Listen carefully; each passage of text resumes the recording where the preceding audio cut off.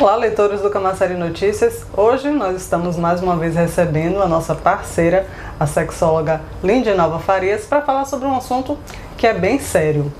Volta e meia a gente vê aí pelos noticiários notícias de crianças sendo abusadas, aquela mulher que foi abusada durante o parto, pessoas que sofrem abuso também dentro dos ônibus, homens que ficam se masturbando ali perto das mulheres e tal. Então a gente resolveu abordar esse tema, que são as parafilias. Então, Lindy, eu queria que você explicasse para o nosso público e para mim também o que são as parafilias. Sim, como você bem falou, é um assunto importante e pouco discutido. Sim. Porque se falou muito do crime cometido pelo anestesista, mas pouco se referiu ao transtorno parafílico que certamente ele tem por trás daquele comportamento, né? Então eu acho que antes da gente começar explicando o que é parafilia, é importante a gente dizer que existe uma diferença entre parafilia e transtorno parafílico, né? Então a parafilia, ela na verdade é uma preferência sexual que foge do padrão. Então é aquela satisfação sexual, aquele desejo sexual por algo que não é comum, que foge à norma e que muitas vezes não é aceito socialmente. A gente tem como exemplo a zoofilia, por exemplo, que é ninguém se espera que o outro sinta desejo pelo animal. No entanto, embora as parafilias elas causem ali muitas vezes o choque para outras pessoas, os parafílicos eles sofrem muito preconceito, né, por suas práticas. Na maioria das vezes fica só no campo do mental, então são fantasias. Às vezes você tem a atração pelo animal, mas você não vai lá praticar o ato, fica aqui só no campo mental. É diferente do transtorno parafílico, que nesse caso a gente já pode considerar uma perturbação mental.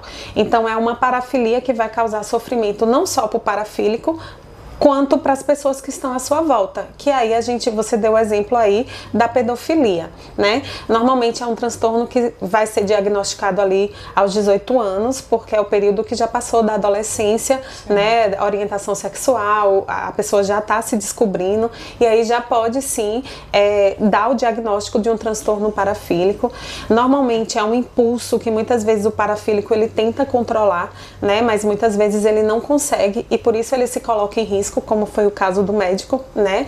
E aí tem muitas parafilias que são crimes, né? E por isso que é importante relatar, porque muitas vezes a gente vê nos ônibus muitas reclamações e muitas vezes a gente escuta, ele é um safado, na verdade um tarado, e na verdade o homem tem ali sim um transtorno sexual que precisa inclusive de tratamento. Que é mais forte do que ele, então ele não consegue nem controlar, exatamente. E o indivíduo que tem esse transtorno, Lindy, ele já nasce com predisposição ou ele é adquirido? Normalmente tem a ver com a história do sujeito, com as experiências desse sujeito. Então, a depender de aonde ele foi criado ali, as pessoas, as experiências traumáticas que ele teve. Então a parafilia ela está relacionada mais com esse contexto, com essa história de vida do que necessariamente uma questão genética, biológica em si. Embora o nosso corpo seja psicossocial ali, não existe uma causa única, mas a maior preponderância é exatamente na história de vida e nas experiências do sujeito. Entendi. E a gente já falou, você já citou a zoofilia, né, que é aquela pessoa que sente uma certa atração sexual por animais, a pedofilia. Quais são os tipos mais comuns? Então, a lista é imensa, mas eu acho que os mais comuns, a gente pode falar aí do voyeurismo, que é aquela atração pela intimidade do outro. Então é observar alguém tirando a roupa, o momento sexual daquela pessoa. A gente também tem o exibicionismo, que é quando a pessoa sente prazer em colocar, em exibir os seus órgãos genitais, né? O frotteurismo, que foi o que a gente falou agora do ônibus, que é quando a pessoa sente o desejo em estar esfregando os seus órgãos genitais em locais públicos, né? Sem que haja ali uma permissão.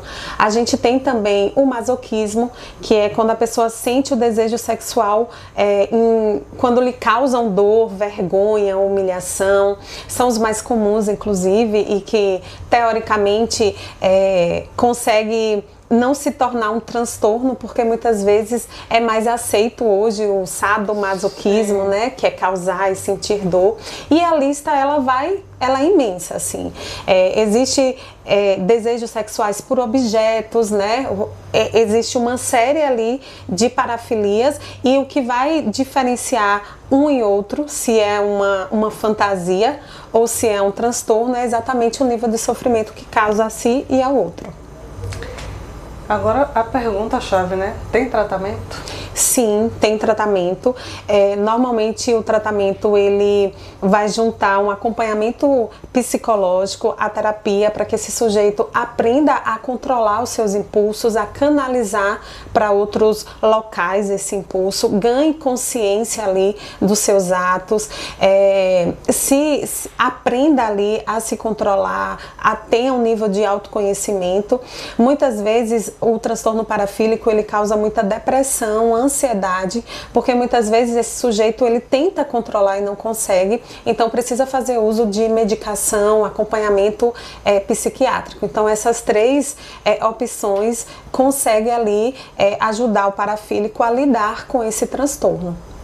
Perfeito. Recebemos mais uma vez a sexóloga Lindinova Farias, a quem eu agradeço pela presença.